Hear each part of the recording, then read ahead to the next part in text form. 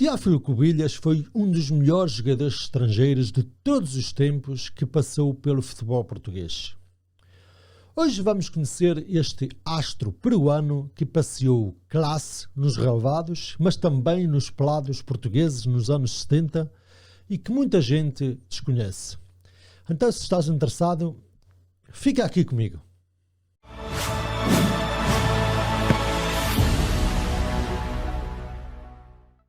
Vamos começar desde os primeiros anos de vida de Cubillas até ao Mundial de Futebol.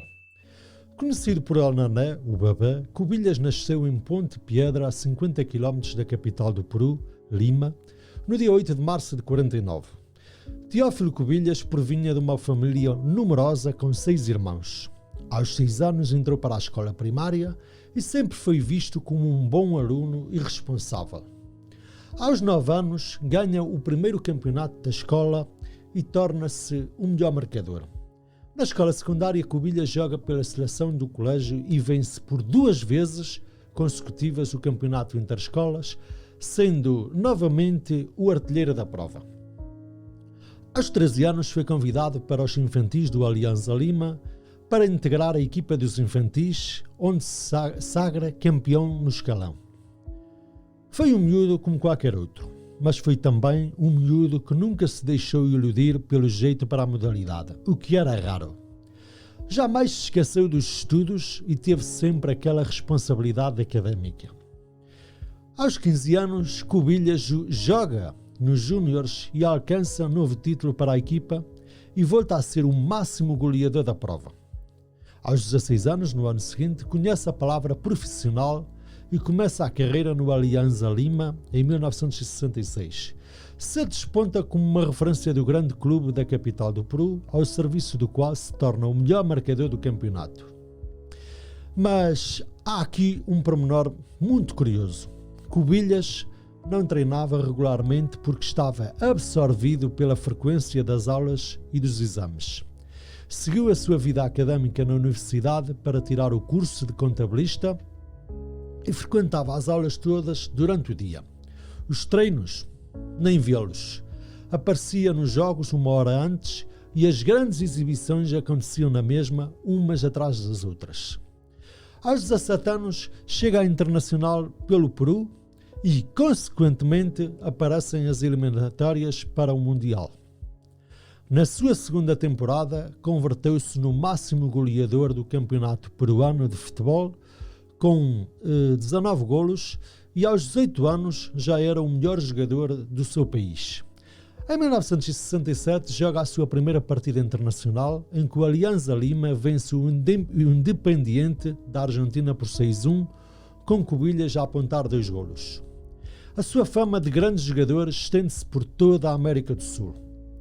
Em 1971 fez parte de um combinado de jogadores do Alianza Lima e do Municipal, que numa digressão foram derrotados pelo Benfica de Eusébio por 2-1 e posteriormente em Lima golearam por 4-1 o Bayern de Munique de Beckenbauer, Maier e Müller, numa noite muito recordada no Peru pela ampla superioridade demonstrada sobre o campeão europeu e pelo concerto de túneis, tabelinhas e fintas orquestradas por Cubillas e Sotil, outro craque da época, que levou a que fossem batizados como a dupla de ouro.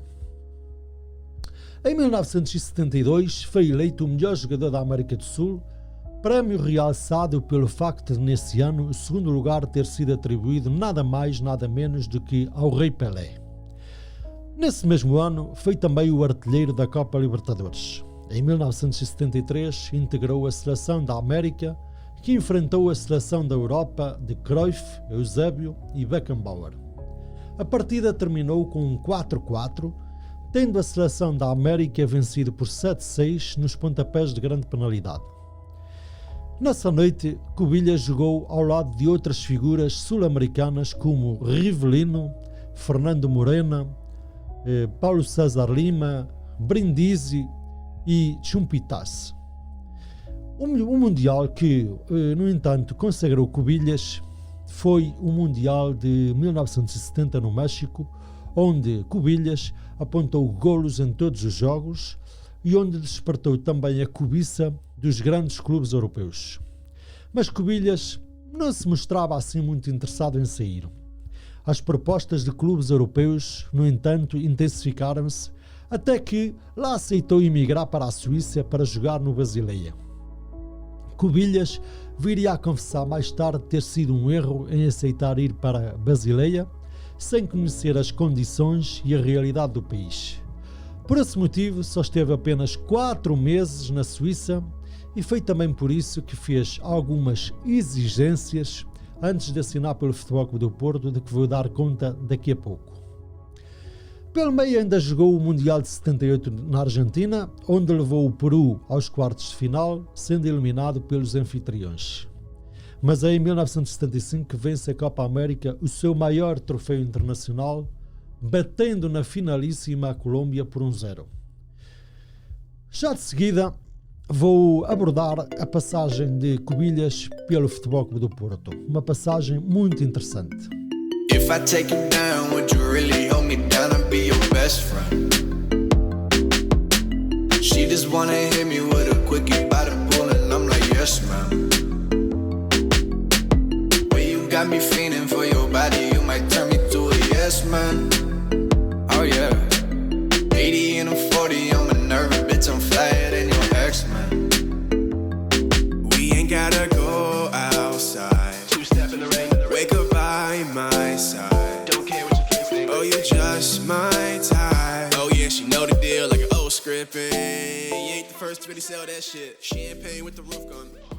Em julho de 1973, Cubillas emigrou pela primeira vez, assinando pelo Basileia da Suíça, e onde permaneceu apenas por 4 meses. Transferiu-se depois para o Futebol Clube do Porto, onde jogou 3 temporadas com a camisola 10. Marcou 65 golos em 108 partidas oficiais e consagrou-se como goleador, capitão e ídolo do clube.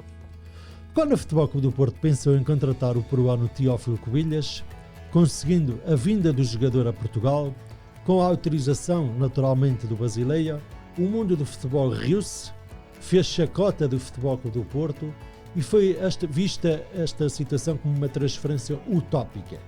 Seria na altura completamente impossível contratar um jogador de nível mundial, um autêntico astro que espalhou magia no Mundial de 70 no México.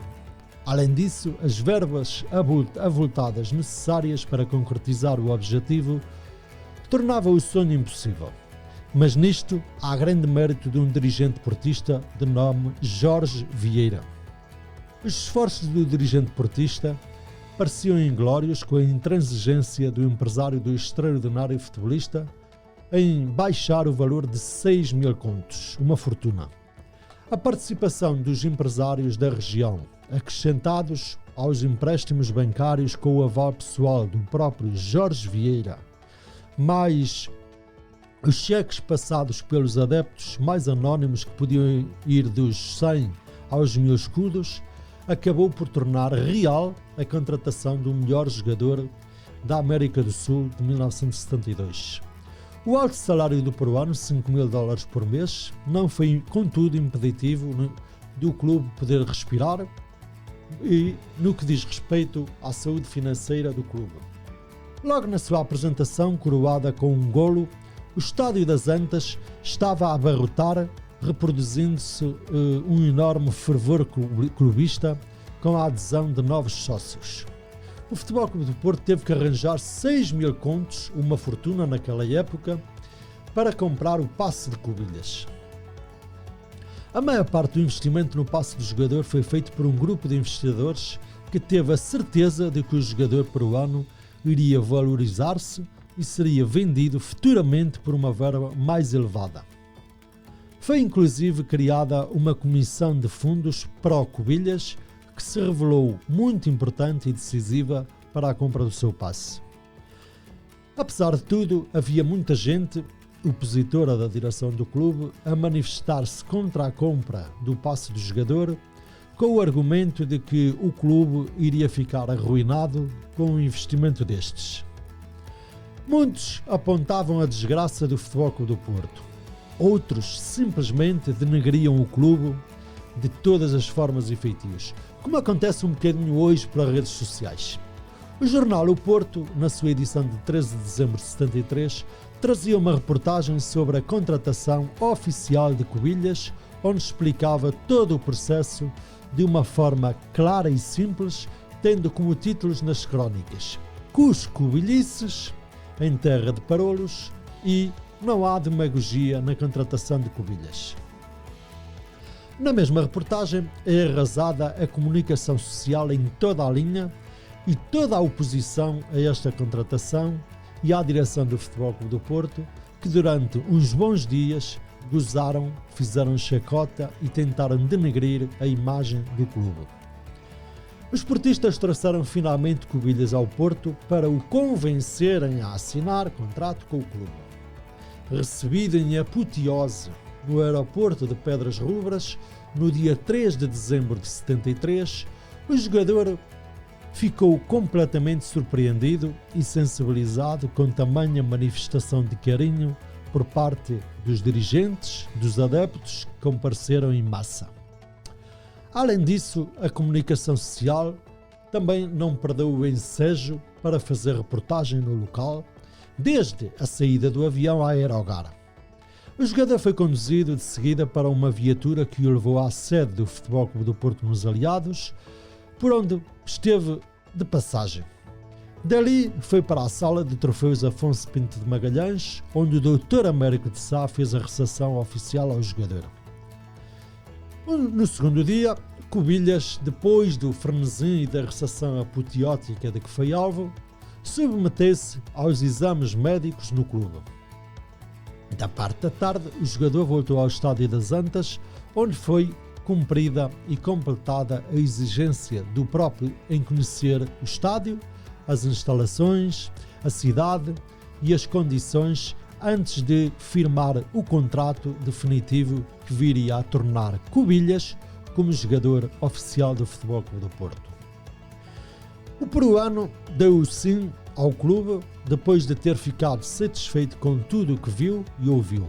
Faltava apenas assinar o contrato entre o jogador e o clube, que seria válido até julho de 1976. Esse momento ocorreu na Suíça no dia 8 de dezembro de 73, com as presenças de Jorge Vieira, dirigente do Futebol Clube do Porto, A. Blutzel, vice-presidente do Basileia, e o empresário do jogador, Ruesdorf. O jogador, depois de assinar contrato, partiu para o Peru e o ingresso definitivo no clube aconteceu cerca de um mês depois, no dia 10 de janeiro de 74. O peruano voltou a ser recebido de forma apoteótica no aeroporto de Pedras Rubras. À sua chegada, com a sua esposa, estava à espera o dirigente do Futebol Clube do Porto, Jorge Vieira. No dia 15 de janeiro, Cubilhas aparece nas Antas ladeado por Guedes e por Rolando. O astro peruano foi apresentado com a camisola do Futebol Clube do Porto no dia 27 de janeiro, num jogo particular frente à Portuguesa dos Desportos do Brasil, em pleno Estádio das Antas. O jogo foi expressamente realizado para a apresentação de Cubilhas aos sócios do Futebol Clube do Porto. O resultado, contudo, não foi o melhor. Uma derrota de 2-3, com o peruano a marcar um dos golos. Quase uma semana depois, Teófilo participava em mais um jogo particular frente à seleção nortenha, jogo esse de homenagem a Armando Manhissa, jogador do Futebol Clube do Porto, que sofreu um acidente e que o levou a terminar a carreira precocemente.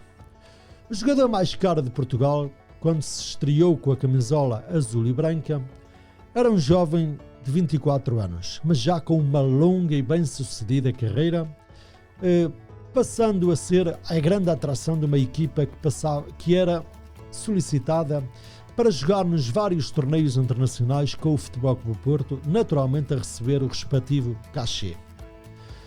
Cubilhas ingressava no clube menos de um mês após a morte trágica de Pavão. A sua estreia em jogos oficiais ocorreu no Barreiro, diante da CUF, com um empate sem golos. Por exemplo, no relvado do Estádio da Luz foi dele o golo solitário que derrotou o Benfica no primeiro clássico após o 25 de abril de 74 e também ajudou a derrotar o Benfica por 2-1 no Estádio das Antas, um mês antes da Revolução dos Cravos. Foi dele também o segundo golo da partida. Cubillas passou pelo Futebol Clube do Porto numa das fases conturbadas do clube, na parte final da travessia no deserto de 19 anos, sem vencer qualquer campeonato. Fez golos importantes, é certo, teve vitórias em jogos importantes, mas faltaram os títulos. Participou nas competições europeias pelo Futebol Clube do Porto durante 3 épocas, foi um jogador soberbo, mas não foi feliz em conquistas. Saiu do Futebol Clube do Porto para o Alianza Lima, do Peru, a meio da época de 76-77. Foi um dos vencedores da Taça de Portugal desse ano, onde participou nas vitórias sobre o Académico de Viseu e o Alba, obtendo um golo em cada um deles. Mas Cubillas não jogou a final contra o Sporting de Braga, por, à data do jogo, já ter saído do clube. Com a decisão de regressar ao Peru em 77, Cubillas encontrou no Alianza Lima figuras como Sotil e Cueto, formando com eles uma das melhores equipas da história do clube, alcançando o bicampeonato em 77 e em 78. Para terminar, falta falar da aventura de Cubillas pelos Estados Unidos da América.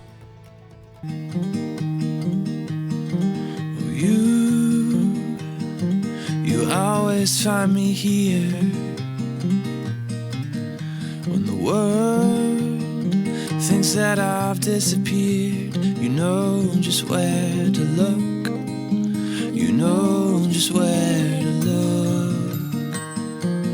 And you have a heart of gold. And I look forward to growing old, 'cause I'll be old with you. Oh, I'll be old with you.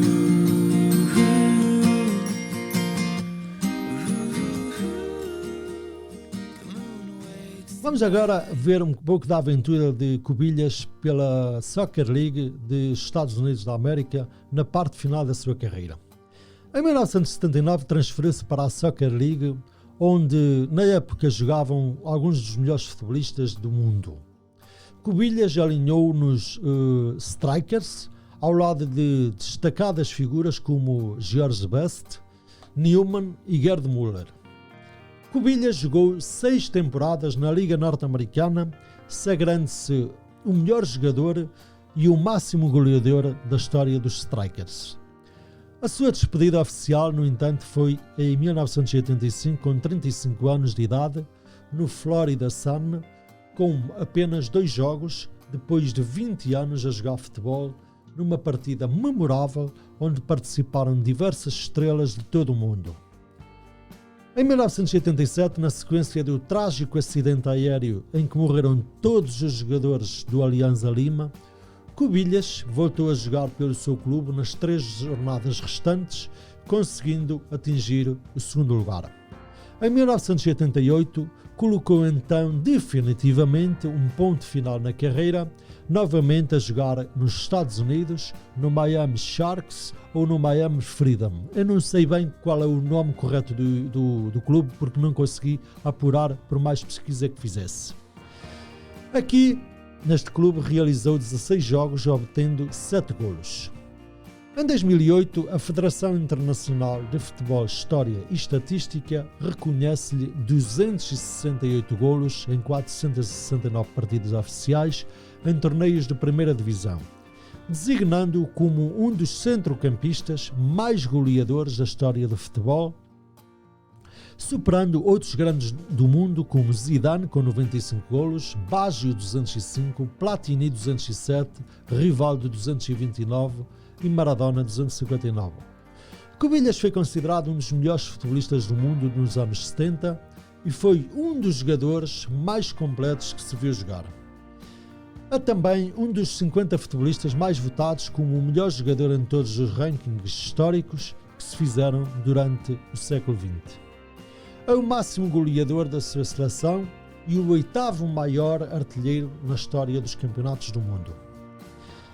Bom, E assim fica contada a história de Cubilhas. Gostaste deste vídeo? Comenta aqui em baixo e diz-me qual ou quais são os teus ídolos. Peço também que faças um favor especial, que os teus comentários sejam sempre aqui em baixo e não no Facebook ou noutras redes sociais onde partilho os links dos meus vídeos. Pode ser? Eu vou voltar na próxima semana com mais um vídeo que será um grande e imponente empreendimento. Não percas porque vai valer muito a pena. Até lá, fica com um abraço.